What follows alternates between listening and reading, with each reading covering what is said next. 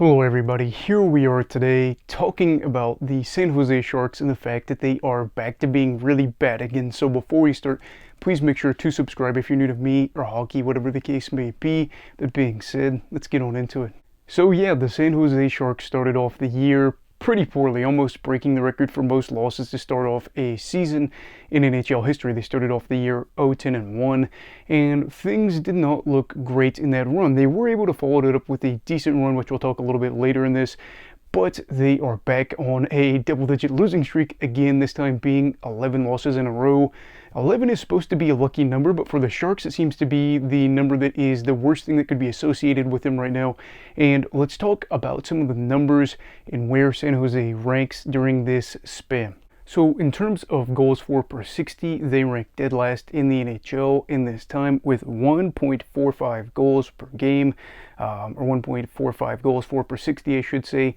So not scoring a lot of goals. And in terms of goals against per 60, 4.27, which as you can imagine is dead last in the league. So when you have a goal differential per 60 or whatever you want to call it, that staggering number, that's going to be a problem. In terms of shots for percentage, it's also about 42.7%, which is actually not dead last in the league. It's a good thing. They are just ahead of the injury-riddled Chicago Blackhawks, and that is unfortunate. And I think for the Sharks, we have seen some really bad things during this run, notably over this 11-game losing streak dating back to December 15th.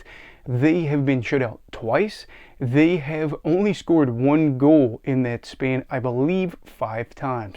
And out of those 11 games, they've allowed 5+ goals in 6 of those. So when you are being shut out twice, and then 5 other occasions you're only scoring 1 goal, and then you're getting pumped a bunch, that's not going to be a good thing for you. And the only good thing I do want to say for San Jose's perspective here is the fact that out of the 47 goals that they've allowed over these 11 games, 5 of those are empty netters, so that does lead the league, so that could change things a little bit. They, in Ottawa, also have allowed 47 goals in that span, which is very disheartening. But I think, again, going back to what we saw in the beginning of the year where they started off the year poorly, that was really frustrating. However, over an 18-game stretch, they weren't bad by any means. They were 9-7-2 and were on pace for about like a 91-point pace. But again, here they are over their past 11 games, worse in their first 11 games. They were 0-10-1 then. They are 0-11 in this 11-game stretch. And I do want to give a shout out to All Hockey Culture on Instagram. That's where I saw the meme. Something that's pretty easy to figure out, I guess, when you realize that the Sharks were terrible to start off the year, had a decent run, and then, are in the midst of another long losing streak. But I do want to give them credit because that's where I saw it. And so I was like, yeah, I knew the Sharks losing streak was getting long and we have to talk about it. There is good news, though. I don't want people to think that I am just dogging on the Sharks. And I've said that before. I grew up watching the Sharks play competitive hockey. I always liked their logo. I always liked their colors. I liked a lot of their players. And for them, it is very, very frustrating, I'm sure, as a fan to see them be this bad. But there is light at the end of the tunnel. That being the fact that they hold the best odds of getting the top pick in the draft this year. Now, will they guaranteed get that top pick? Not necessarily. However, the good news, in my opinion, is with Connor Bedard's recent injury, you could say, oh, maybe the Hawks take a big step back without Bedard, and then they struggle, and then maybe during this run where he's out for 4 to 6 weeks, they end up moving down below San Jose. That could be something that happens. I think with the recent run that the Sharks have been on, you would probably argue that San Jose is going to hold their own and be able to stay below the Hawks and be able to hold that top overall chance of getting the first overall pick. And I guess one of those other things that I want to throw into the mix here is the fact that in this run, Mikael Granlund is first on the team for points with 7 points in 11 games played. So number 1 for the Sharks. Where does he rank in the NHL during that span going all the way back to the middle of December? He ranks 128th, and I'm not trying to be mean to any of the San Jose players. Obviously, there are some players that are names you probably recognize, some younger guys, etc.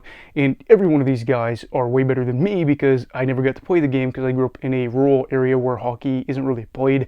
I can skate, not very well, but I just wanted to highlight how bad of a run this has been again for the Sharks. And for their fans, I really would like to hear what you have to say about all this. I know a lot of you are probably okay with being bad because that means you get a good pick and you continue to build for the future.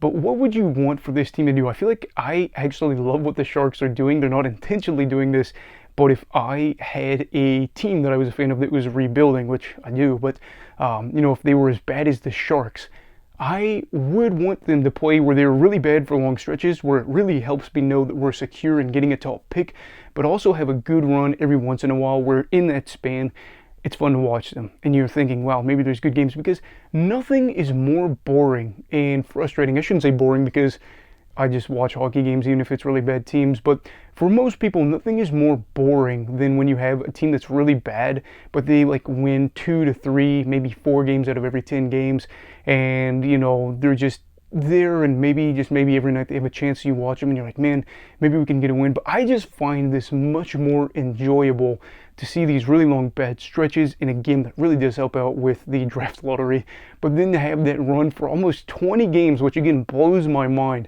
that for nearly 20 games they were at a 91-point pace. They were able to outperform other teams during that run. I guarantee you, if you rounded up how everybody did during that Sharks run, they would definitely not be towards the bottom of the league, and I bet they'd probably be towards the middle, and that, again, blows my mind. But here we are. The Sharks have double-digit losing streaks twice already. We're not even halfway into the season. I guess the point remains, will they get the top overall pick, and will they end up having another double-digit loss streak? At this pace, they could have 2 more along the way, and that would be really weird but cool. But yeah, San Jose fans, again, not being me and you, I realize that these guys are all worlds ahead of what I would ever be, even if I played hockey, and I'm not trying to dog on them either. Just one of those situations where they're in a rebuild, and they are hoping that things can get better, whether that's, right away, whether that is in a few years where maybe they win their first championship. I don't know. Anyway, everybody leave your thoughts down below for San Jose and what you think about this season for them. And yeah, everybody please make sure to like this video if you enjoyed it. Subscribe if you're new. Everybody stay safe. Have a great night. And Eagle of Hockey, alright. Goodbye, Brigadiers and Brigadettes. This is your captain signing off. Have a great night.